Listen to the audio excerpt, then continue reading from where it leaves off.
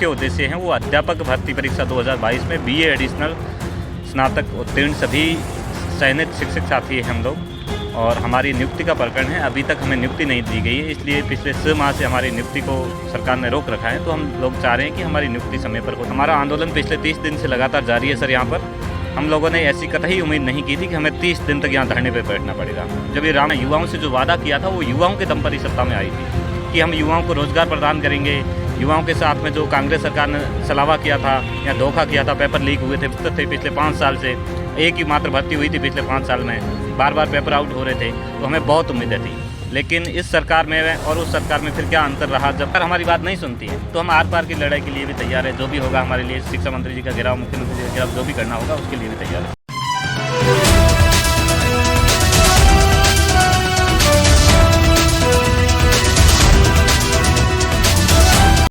बताइए क्यों आप लोग आंदोलन कर रहे हैं और क्यों बैठे हुए हैं? सर, हम लोग आंदोलन करने का हमारा मुख्य उद्देश्य है वो अध्यापक भर्ती परीक्षा 2022 में बीए एडिशनल स्नातक उत्तीर्ण सभी चयनित शिक्षक साथी हैं हम लोग, और हमारी नियुक्ति का प्रकरण है। अभी तक हमें नियुक्ति नहीं दी गई है, इसलिए पिछले 6 माह से हमारी नियुक्ति को सरकार ने रोक रखा है। तो हम लोग चाह रहे हैं कि हमारी नियुक्ति समय पर हो जाए।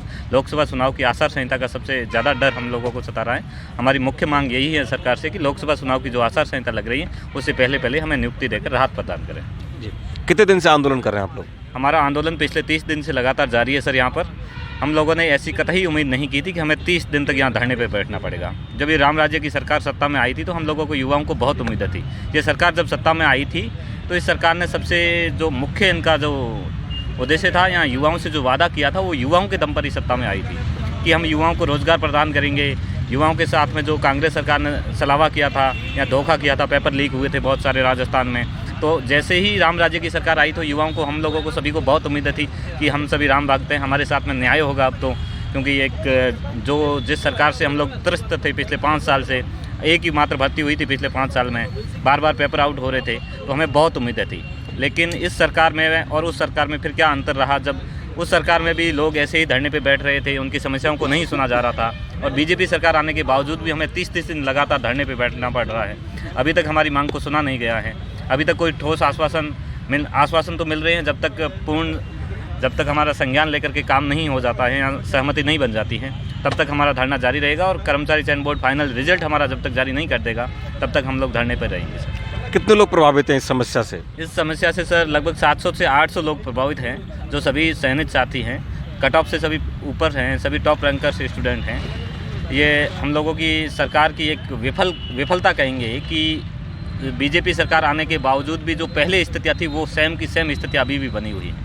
तो सरकार को तुरंत संज्ञान लेकर के हम बेरोजगार अभ्यर्थियों की पीड़ा को सुनना चाहिए और तुरंत हमें राहत प्रदान करके स्कूलों में पहुंचाना चाहिए। सरकार के किस किस प्रतिनिधि से अभी तक आप मिले हैं और उन्होंने क्या कहा? सरकार के सभी प्रतिनिधियों से हम लोग मिल चुके हैं। माननीय मुख्यमंत्री महोदय से मिल चुके हैं, माननीय शिक्षा मंत्री महोदय से भी मिल चुके हैं, और सरकार के बहुत सारे कैबिनेट मिनिस्टर हैं उनसे भी। सीएम साहब ने क्या कहा?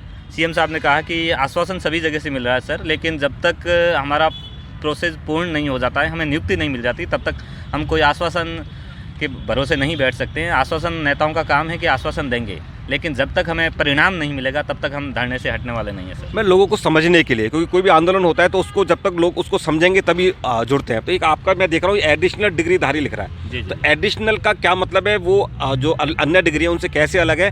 और आपको इसीलिए, क्योंकि ये एडिशनल शब्द जुड़ा हुआ है, कहीं ना कहीं आपको इसीलिए समस्या का सामना करना पड़ रहा है, वो थोड़ा सा बताएं दर्शकों को ताकि लोग आपसे जुड़ सकें। जी।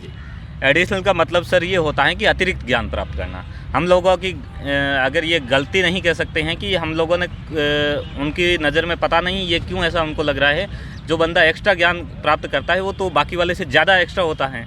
उन लोगों ने 3 साल पढ़ाई की है, उन लोगों ने 3 साल में 3 सब्जेक्ट क्लियर किए, जबकि हम लोगों ने 4 साल में 4 सब्जेक्ट क्लियर किए। तो उनसे ज़्यादा ज्ञान हमें प्राप्त हुआ है, उनसे ज़्यादा समय हमने पढ़ाई में दिया है, फिर भी हम लोगों को रोका जा रहा है। तो ये सरकार की, यहाँ उन अधिकारियों की मंशा में कहीं ना कहीं फ़र्क नज़र आ रहा है। उनकी मंशा साफ नहीं है, जिसी वजह से हम लोगों के रोडे अटकाए जा रहे हैं। बाकी उनसे ज़्यादा हमने पढ़ाई में समय दिया है और उनसे ज़्यादा क्वालिटी एजुकेशन है हमारे पास में सर। कहीं कोई कॉम्पिटिशन वगैरह, एग्जाम वगैरह में जो कट ऑफ वगैरह रहती है उसमें आप सब लोग जो है ना। जी। बिल्कुल सर, जो स्पेशल सब्जेक्ट का रीट पहले पात्रता परीक्षा सभी स्टूडेंटों ने पास की, उसके बाद में सब्जेक्ट का स्पेशल पेपर हुआ, वो सभी स्टूडेंटों ने पास करके आया है। जो कट ऑफ का क्राइटेरिया था उससे सभी ऊपर हैं, तो फिर नियुक्ति रोकना कोई सर मुझे नहीं लगता है कि इनका आप लोगों ने एग्जाम तो दिया, आपको एग्जाम देने दिया, बिल्कुल बिल्कुल, ठीक है ना। आप लोगों का रिजल्ट नहीं आया है या रिजल्ट आ गया है? रिजल्ट आ गया है, प्रोविजनल में रखा गया है, प्रोविजन में रखा गया है। जी। हम चाह रहे हैं कि हमें पहले भी ये मैटर सर क्या है कि सुप्रीम कोर्ट में चल रहा है, वो पुरानी वाली भर्ती का चल रहा है। पुरानी वाली भर्ती का कारण ये था कि उस समय जो नियुक्ति हो रही थी वो रीट पात्रता परीक्षा के आधार पे हो रही थी, उसके बाद में सब्जेक्ट का स्पेशल पेपर नहीं हो रहा था।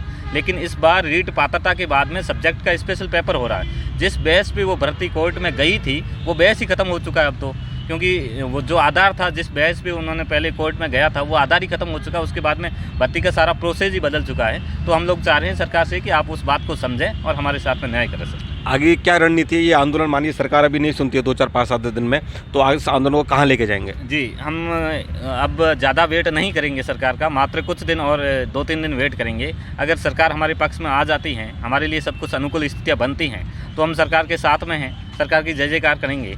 और अगर सरकार हमारी बात नहीं सुनती है तो हम आर पार की लड़ाई के लिए भी तैयार है। जो भी होगा हमारे लिए, शिक्षा मंत्री जी का घेराव, मुख्यमंत्री जी का घेराव, जो भी करना होगा उसके लिए भी तैयार है सर। ये एडिशनल डिग्री धारकों का आंदोलन है। इनका कहना यह है कि कहीं ना कहीं इनके पास में किसी एक सब्जेक्ट को लेकर अतिरिक्त नॉलेज है, और सरकार जो भी नियुक्तियां निकालती है उसमें इन्होंने जो है फॉर्म भी भरते हैं, एग्ज़ाम भी देते हैं, रिजल्ट भी आता है, लेकिन इनकी नियुक्ति रोक ली जाती है। ये कहीं ना कहीं जो ना इन लोगों के साथ में कहने के अन्याय है, और इस अन्याय को लेकर ये लोग लगातार आंदोलन कर रहे हैं। और उनका कहना ये है कि हम 2 से 3 दिन, क्योंकि ये लोग पिछले 1 महीने से आंदोलन रहते हैं, 2 से 3 दिन और ये लोग देखेंगे। पूरे राजस्थान की समस्या, पूरे राजस्थान के युवा यहाँ पर मौजूद हैं।